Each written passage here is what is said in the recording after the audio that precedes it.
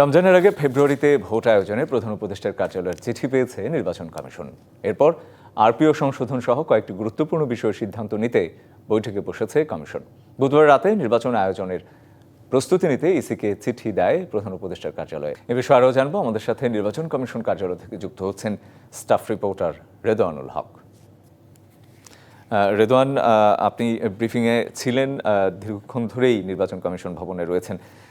বিশ্লেষকরা যেটি বলছে যে এই মুহূর্তে সবচেয়ে বড় সংকট আসলে আস্থার সংকট। নির্বাচন কমিশন সেই আস্থা ফিরিয়ে আনতে কী ধরনের পদক্ষেপ নিয়েছে এই এক বছরে বা এই এই এই এই দিনে, এবং কি নিচ্ছে, কমাতে পারবে কিনা আস্থার সংকট, সেটি যদি একটু শুনতে চাই শুরুতে।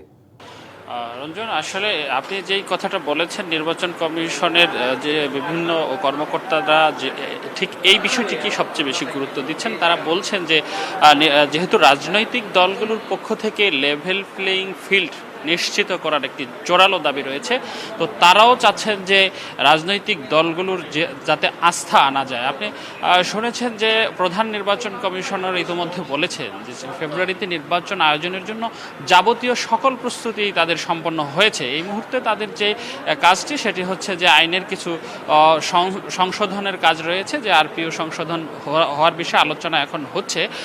আর মেইন যে প্রশ্নটি আপনি করলেন, যে রাজনৈতিক দলগুলোর আস্থা অর্জন করা, প্রধান উপদেষ্টার পক্ষ থেকে যে চিঠিটি দেওয়া হয়েছে নির্বাচন কমিশনকে, সেখানেও বলা হয়েছে যে বিগত 3টি নির্বাচন নিয়ে যেহেতু ব্যাপক প্রশ্ন রয়েছে মানুষের মনে, এবং মানুষ সঠিকভাবে ভোট দিতে পারেননি এমন একটি অভিযোগ রয়েছে। এই জন্য নির্বাচন কমিশনকে বলা হয়েছে যে এমন একটি পরিবেশ তৈরি করার জন্য যে ভোটের ব্যাপারে কারোই অভিযোগ থাকবে না, এবং সবাই আস্থাশীল হবে নির্বাচন কমিশনের প্রতি, এবং নির্বাচনটি অবাধ, সুষ্ঠু এবং গ্রহণযোগ্য হবে। সেই প্রস্তুতিটি কিন্তু নির্বাচন কমিশন জোরে সোরে নেওয়ার জন্য চেষ্টা করছেন, এবং সেটি কিভাবে নিশ্চিত করা যায় সেই বিষয়গুলো নিয়ে বিস্তারিত আলোচনার জন্য কমিশন আজকে দিনব্যাপী সারা দিন বৈঠক করছেন। আমরা অপেক্ষা করছি বৈঠকটি ঠিক কখন শেষ হবে।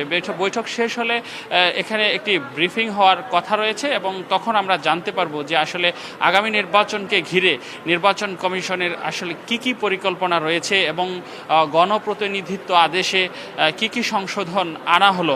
সার্বিক বিষয়ই আমরা আসলে জানতে পারবো। আরও একটি যে বিষয় এখানে এবার গুরুত্ব পাচ্ছে সেটি হচ্ছে, আপনি জানেন যে প্রবাসীদের যে ভোটের যে বিষয়টি এবার নতুন করে যুক্ত হচ্ছে, বিদেশে যে সমস্ত বাংলাদেশের নাগরিকরা রয়েছেন তারা যাতে এবার ভোট দিতে পারে সেই ব্যবস্থাটি হচ্ছে।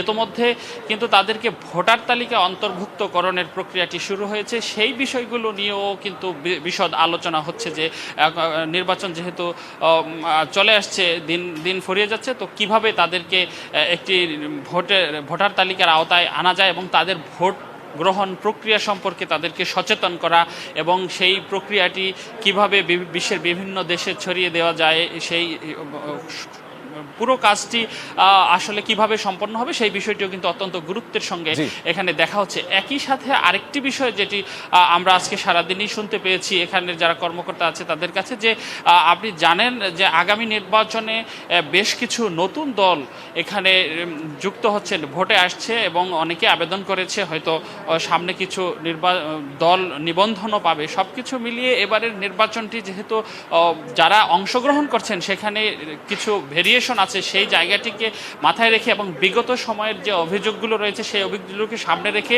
নির্বাচনী দল, অংশগ্রহণকারী দল এবং প্রার্থীদের আচরণবিধিও কিন্তু চূড়ান্ত হবে আজকের বৈঠকে। তো বৈঠকটি যখন শেষ হবে তখন কিন্তু আমরা আরও বেশি তথ্য আপনাদেরকে জানাতে পারবো। নিশ্চয়ই রেদওয়ান, আপনার কাছ থেকে শুনবো নিশ্চয়ই পরবর্তীতে। আমি আরও ধন্যবাদ আপনাকে।